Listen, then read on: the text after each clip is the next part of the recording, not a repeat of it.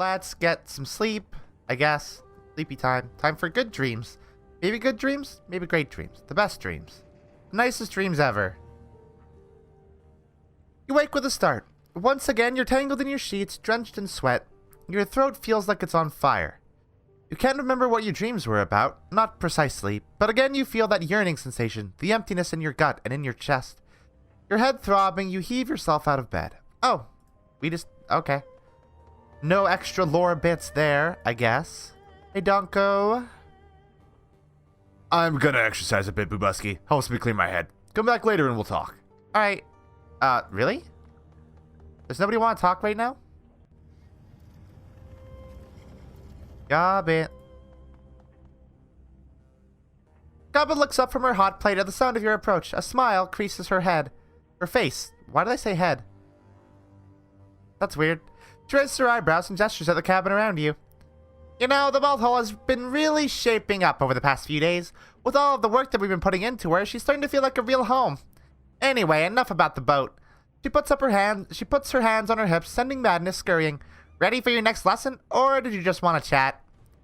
By the way, that might come as a shock. Actually, now that I think about it, I did some fucking around.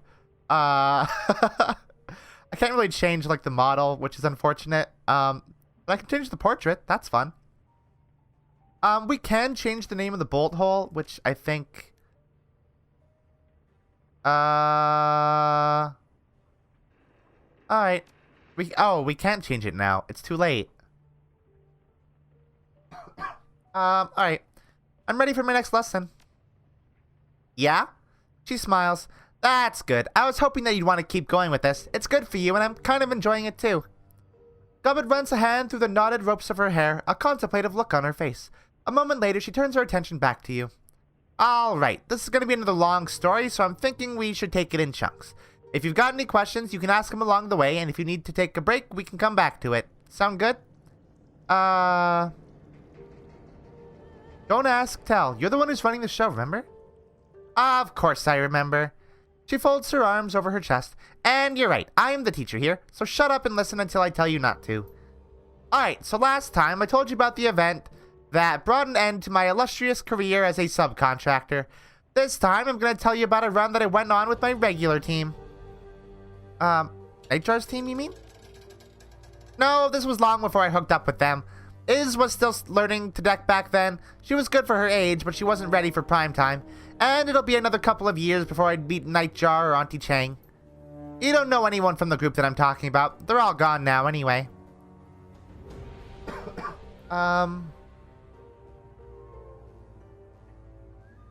You've had a rough career, haven't you? Yeah, I guess that I have. But I'm still alive. That's something. Puts me ahead of a lot of other runners I've known. The truth of the matter is, as runners, dying on the job is an occupational hazard. We're disposable assets. It shouldn't come as a surprise when we get used up and tossed away. It was the same way in the Barrens. Here today, gone tomorrow. Yeah, you know how it is. People die and it's sad, but there's no sense moping about it. How did you meet this group of yours? Through mutual friends. We actually all lived together before we decided to start running as a team. There was this floating squatters commune out in Hong Hong Bay. It's probably still out there, actually. I haven't been back in a long time. But I spent a few years living on the thing, and the rest of the team lived there with me. Squatters commune? She nods. Yep, we called it the sinking ship. It was like an enormous raft all bolted together from old shipping containers. Wasn't the most comfortable place I've ever lived, but the price was right and the company was good. Tell me about the team that you were running with. Sure. She extends a hand so that she can count off teammates on her fingers. Then scurries down her sleeve and perches on her forearm. Our muscle was a Hawaiian Jew with poor impulse control. Big round guy with lumberjack arms and ringlets in his hair. He called himself Honu. I guess that he loved turtles? I don't know. Street names are weird. We had a tech specialist, Egret. She was tall, gawky, dyed her hair bone white. She had a drone named Arlo that followed her around like a lost puppy. She was kind of a jack of all trades, but she could get the job done. Fun at parties, too. Our de facto team leader was a guy named Sui. He was a wiry troll, if you can imagine that. Probably about 2% body fat, all skin and bones. Walked with a hunch to make himself look smaller. He was a shaman. followed rat like me. There can't be many troll rat shamans out there. Not that I've met, but Sui seemed like a really good guy. We got along fine. I actually really liked everyone on the team. They were a lot of fun to run with. I'd like to hear more about the sinking ship. Let's hold off on that for a little bit, okay? I'd like to get through the rest of the story before we spend any more time on the raft. After your lesson's over, I'll tell you whatever you want to know about the commune, but for now, I'd rather not get sidetracked. Okay, I think I've got a grasp on the team dynamic. Keep going. She nods. Alright, moving on. So one day, Sui brought us a job. He'd met a client in Victoria Harbor bar, a rich Eastern Tiger exec. The guy wanted us to steal something for him. A shiny object. She raises her hands. I know, it's stupid, right? But that was how the Johnson described it to us. The shiny object. That was what he wanted us to get. He never gave it any other name. Seriously? A rat shaman hired to steal a shiny object? Yeah, you can see how the gig would be hard for us to resist. Anyway, the client told us what to look for. He described it as a chunk of red jade about the size and shape of an ostrich egg, with a mirror-polished surface and gold wire inlays. He said that it'd have paper charms hanging off of it, food talismans, Taoist sorcery stuff. We weren't supposed to touch those. The client also told us about the shiny object's then owner, an old hedge wizard turned entrepreneur named Kong Shuyan. Hedge wizard? She nods. He had the whole wise old sage thing going on. He had the robes, the little hat, the kind smile. Oh, and the piece de resistance. A long, wispy beard. He was mean as a snake, though. Had a rep to prove it. Intel said that old man Shuyan was keeping the shiny object in one of his warehouses. He had a bunch of them. He'd built himself a nice little empire, selling magical paraphernalia through puppet vendors in Yao Ma Tai night market. Supposedly, a good fifth of the stalls in that place were on Shuyan's payroll. Yeah? What kinds of magical paraphernalia are we talking about? She begins counting off examples on her fingers. Pickled reagents in mason jars, hermetic scrolls and charms, relics looted from Buddhist temples, crates of old Balinese Rangda masks, and fist-sized stones from a great dragon's kidney. Shuyan sold it all. How he got his hands on it in the first place is anyone's guess. Some of that stuff sounds valuable. Yeah, I'm sure some of it was. Most of it was crap, though. Fakes and forgeries to sell to gullible tourists. Sifting the good stuff from the bad would have taken time, and we weren't planning on sticking around long enough to do that. Fair enough. So we cased the warehouse for a couple of nights before the run. You know, did some recon, took some notes. From what we'd seen, we were pretty sure that Shuyan was keeping our payday in vault area at the very back of the building. Security was pretty heavy, though. He was paying a local triad for protection, and he kept a lot of their boys on staff. Sui was the one who came up with the plan. We'd split up outside and enter the warehouse in two teams. Team A would create a diversion. Team B would hit the vault while security was looking the other way. We'd grab our payday, regroup, and get the hell out of there.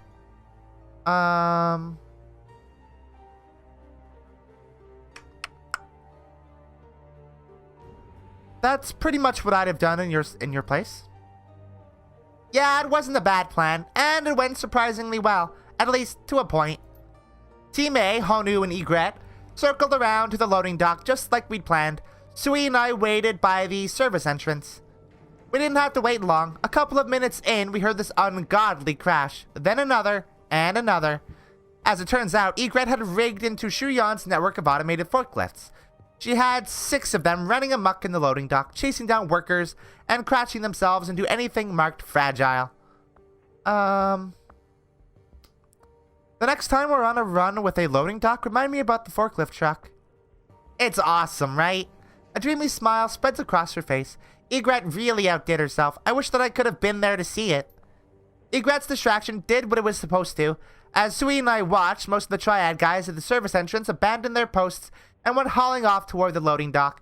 A couple guys with baseball bats stayed back, but we handled them easily enough. We slipped inside and made a beeline for the back of the warehouse where the shiny object was supposed to be. And did you find it there? Yeah, actually, it was there, just like we thought it'd be. The door was open and everything. The shiny object was sitting there in a teak cradle, gleaming with reflected light. Just like the client has said, it had a ring of Taoist talismans hanging off of it like a grass skirt. The paper all crinkled with age. We didn't waste any time. I reached in and grabbed the thing. It felt strange through my gloves. The jade sort of, pulsed, as if it had a heartbeat. That sounds ominous. Yeah, tell me about it. I wanted to drop the thing, but it was our payday, so I slipped it into my satchel instead. I couldn't get the flap closed quickly enough. The package being secure, Sui and I turned to hightail it out of there, and then things went to shit. Did you run into more security? Worse, old man Shuyan himself was standing right there in front of us, larger than life, with sparks shooting out of his eyes. I'm guessing that when he heard the commotion in the loading dock, he'd come running, well, waddling, to make sure that his treasure was safe. As it turns out, it wasn't, because I'd already stolen it. He looked displeased. What did you do? What do you think we did? He had our backs to a wall. We lit the old bastard up. It was pretty epic, truth be told. Spirits were summoned, spells were discharged. The vault door sealed behind Shuyan like something out of a movie. At one point, the old man leapt onto Sui's back and tried to bite his ear off. I won't bore you with a play-by-play of how the fight went down. In the end, we crushed him. Unfortunately, the fighting had caused some collateral damage. At some point during our showdown with Shuyan, the control panel of the vault door must have eaten an arc of lightning or the blast of a power ball. It was toast, all black and melted, and neither of us could fix it. So you were trapped in the vault?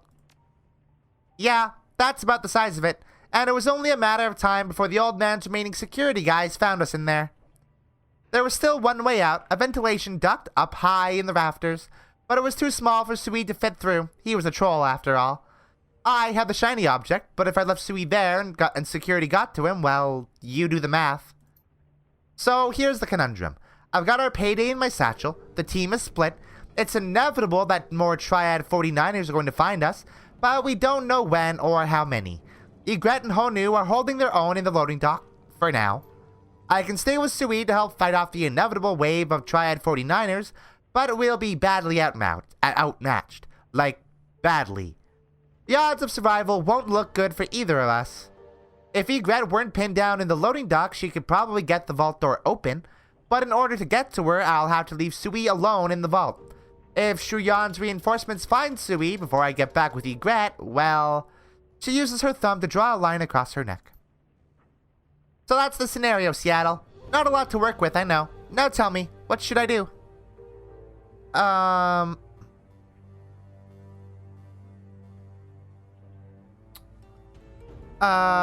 Well, you've got a dangerous magical artifact in your pouch, right? I think I'd try to use it.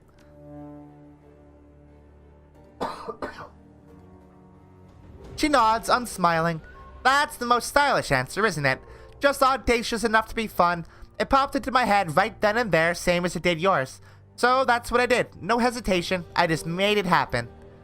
It was almost like Sui had been waiting for me to pass him the thing. He seemed eager to take it. He hugged that chunk of rock to his chest like a newborn baby. Colors swam in the stone and something changed in his eyes. Then old man Shuyan's 49ers breached the door and Sui unleashed hell. She pauses, frowning, stops scratching Folly and uses the hand to rub her eyes. Finally, she turns back to you. A sour look pinches her features. What went down in that room? Well, I've only seen that kind of carnage a couple times in my life, and I've been running the shadows for years. Those Triad men were torn to scrapes by the end of it. Don't think I'll ever forget the sounds that they made. She clears her throat. I spent most of the fight huddled up in the corner for my own safety. What Sui let loose from the stone didn't seem terribly interested in discriminating between friend and foe. What do you mean by that? Did he summon hostile spirits or something? Something like that. Truth be told, I don't know what they were. Like I said, I was hiding. But he couldn't have done it without the shiny object, not in a million years. Whatever they were, the rock brought them here. So, what happened then? She shrugs. We waited for things to calm down in the vault, and for the things to go slithering away. I think that Sui had some limited control over them, which is why they didn't eat us. After they were gone, Sui gave me the shiny object back, I put it in my satchel, and we bailed. We collected the others on the way out. They were blissfully ignorant of what had happened on the other side of the warehouse, and I didn't see reason to change that. We hightailed it back to the docks and caught the first boat back to the sinking ship. Mission accomplished. Gobbit looks away again, stares off into space. From what I'm told, people still avoid Shuyan's warehouse like the plague. It's supposed to be haunted even to this day. People who set foot in the building keep turning up dead. Pretty sure I'm one of the only living people who knows why. Abruptly, her body language changes. Anyway, that's it. Lesson's over. If you've got any questions, go ahead. Gobbit, was there a point to this story? I'm trying to find a moral here. There was when I started telling it. I'd thought I was going to tell you to be comfortable with breaking the rules. I don't think I'm going to say that now, though. I'm not feeling it anymore. I think that's fair. Why not? At least your team made it out of this run alive. They didn't stay that way for long, but let's leave that for next time, huh? I don't want to get into it just now. Can you tell me more about the sinking ship? Yeah, sure. The story's over, so we can get into it. I moved onto the sinking ship when I was just a kid. I think that I was 12, maybe 13 years old at the time. In the beginning, it was just me and a couple of rat shaman friends, Cadmus and Malvina. They were older, but they were always cool to me. Did your friends build the raft? No way. Cadmus probably could have, but he didn't. He and Malvina, appropriated it from its former owners. There was a team of Shadowrunners that had lived on the thing before us, but they bid it on a job. Cad and Mal heard the knock of opportunity, and they claimed the raft for Rat in record time. Taking over the sinking ship wasn't an easy job, mind you. The previous owners had installed traps and automated defenses all over the raft. Cad had his hands full with those for a month. What kind of traps are we talking about? She shrugs. The usual stuff, explosives, pop turrets, that kind of thing. Cad and his sister Yasmin took care of most of it without too much trouble. The biggest problems were the scuttling charges. Runners who built the raft had installed these explosives all along the perimeter that had ripped the bottom out of the thing, if it were ever seized by the police. The explosives were tricky to deal with. Cad was able to disarm them, but he had to leave them where they were. It was always just slightly uncomfortable knowing that I was sleeping on top of a couple 100 pounds of dormant explosives. Yeah, I can't blame you there. She shrugs. Hey, like I said, it was free. There weren't really even any rules to follow, which suited me fine. Malvina was sort of the leader of our little nest, but we never really listened to her. She was always trying to play the mom card and instill a sense of responsibility into us. It was cute. She did have a propensity for getting things done, though. I have to give her that. Anyway, after a few months, other people started showing up. Squatters, homeless people, Shadowrunners, and assorted crazies. As long as they stayed cool with us, we were cool to them. Eventually, it became a community. Imagine that. Think you wound up squatting on the bolt hole because of your time on the sinking ship? I don't know. Maybe. Never really thought about it before, but yeah, maybe. A corner of her mouth curls upwards. I guess that I'm a water rat now. Let's take a break and come back to this later. Of course. Oh, whoops. Of course. Like I said, it's a long story. So, was there something else that you wanted to talk about? Any thoughts about the last run? Man, if every job we get could be about ooh. I kind of lost it there. Man, if every job we get could be about going to fancy parties and stealing their food and booze, I'd be a happy camper. I don't understand why those Trid types get in their weird rivalries, but I sure as hell won't turn down money to help them blackmail each other. Listen, Seattle, I'm all for making allies where we can, but do you really think making somebody better at being a vampire is a good plan? I know she said she owes us, but come on. I don't know how trustworthy a leech is. I like that we got paid, but I can't help but feeling we've created a monster that's going to come back to haunt us later. No, we're good. Hey, Seattle, I'm sorry that this lesson wound up getting a little unfocused at the end. I'm not really sure what came over me. Happens to the best of us. Well, I still feel bad about it, so look, I'll make you a deal. Your next lesson will definitely be on point, and I'll tell you what it's about up front. No more question and answer sessions. How does that sound? Fine by me, Gobbit. Catch you next time. Cool. I love Gobbit.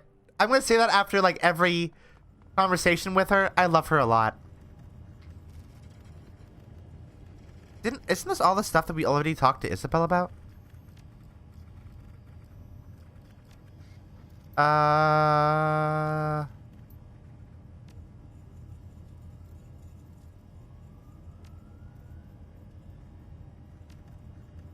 Alright, yeah. Did we bring Isabel with us last time? We did. Wait, did we? No, we brought Duncan, Ractor, and Gobbet. We did not bring Isabel. Let's go check in with the downstairs boys. Downstairs club. The air in Ractor's shop is ripe with the stench of old metalworking fluids. He turns to face you, a burning cigarette clenched between his teeth. Sorry about the smell. It's long past time to purge the coolant sump. He frowns. If I had access to the proper equipment, this would not be a problem. I could clean the fluid and reuse it. But alas, halogen treatment chambers are rather hard to come by, even in a place like Hioi. He shakes his head as if to clear it. Anyway, my friend, you didn't come here to discuss the ins and outs of shop maintenance, I'm sure. So, what does bring you here?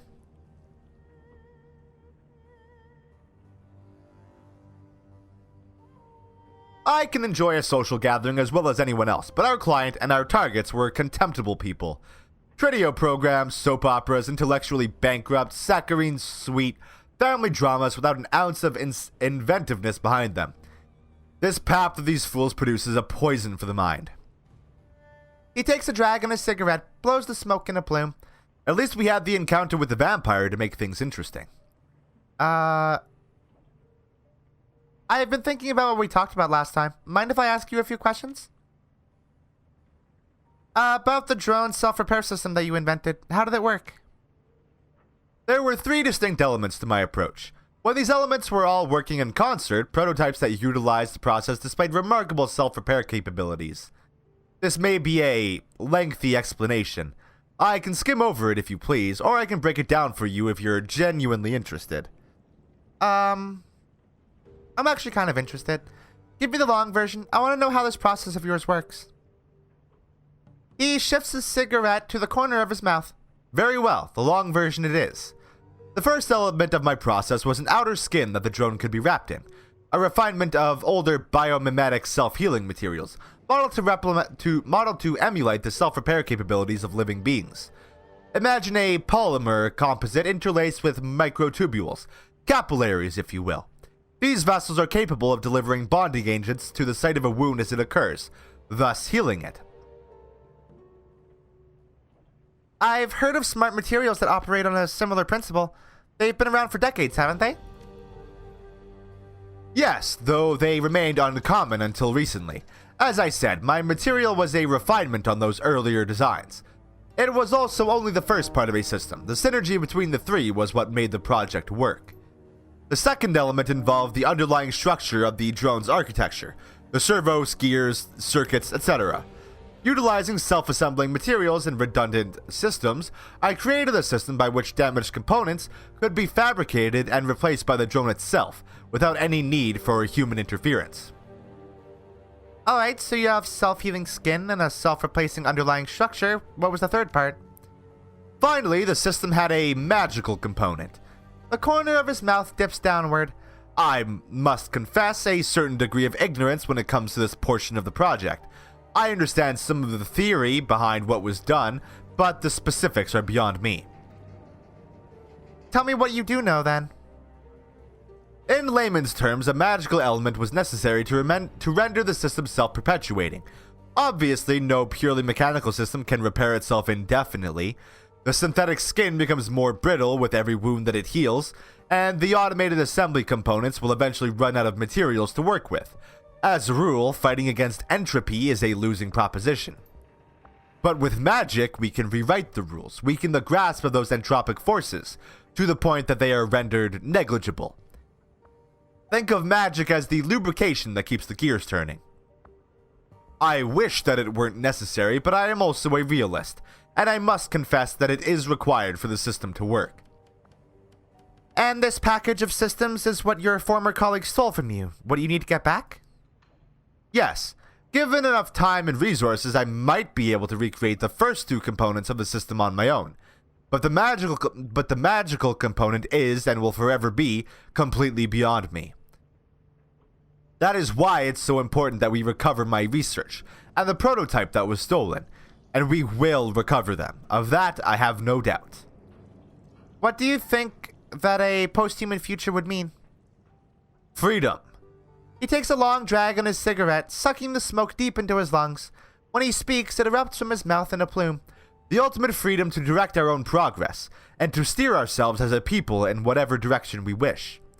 Consider, my friend, every aspect of Koschei was tailor-made for a purpose, dreamed up, designed, and built by a singular guiding intellect. Alright, keep going. Now think of the circumstances surrounding your own birth, and the building blocks that shaped you into the woman you are today. Your mother and father exchanged fluids, sloppily, no doubt. Gross. And with all the mindless abandon that such biological imperatives entail. That might have been the ugliest description of sex I've ever heard. Ugly, perhaps, but accurate.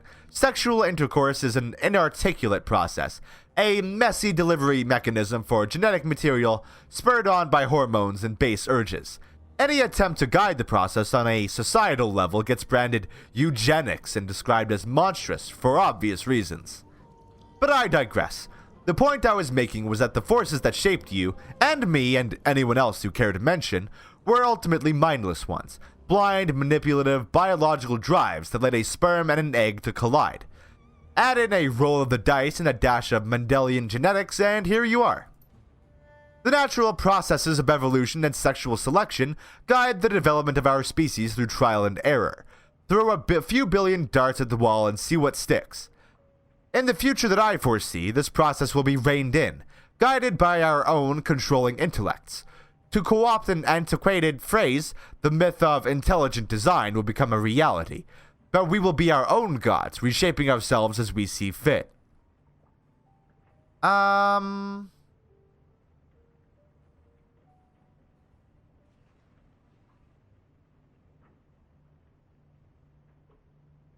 There's some good dialogue here.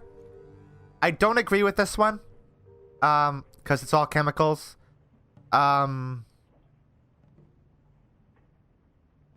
There's the illusion of choice in who we mate with, but at the end of the day, the chemicals in our brain go, hey, this person would be a good candidate for mating, and continuing the existence of the human species. So, Then again, I think that actually, that might be kind of like a archaic way of thinking about it. I guess it's probably not all chemicals. Well, no, it's all chemicals, but I mean, there are like asexual people that have romantic feelings for others without the desire for sex, I suppose. So, hey, brains are complicated, and I'm not probably qualified to directly speak on that. To a degree, though, if it's like relationships that will, I don't know. We'll continue, but like, not gonna go with this one because I don't necessarily entirely agree with it. Tell me again, what does this have to do with posthumanism? Step back for a moment and imagine a future in which we have fully integrated with machines. Really imagine it. There will be no niche that we cannot fill. We can guide our own evolution, tailor ourselves to whatever environment we see fit. We will no longer be slaves to the selective processes that have dictated our development since time immemorial.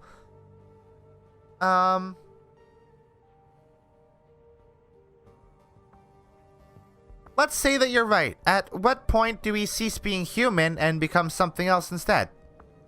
He shrugs. Whenever we choose to define ourselves in that way, humanity is an intrinsically human concept. If we decide to rebrand ourselves as a different species, that is our decision to make. I strongly suspect that nobody else would care. Yeah, that's fair.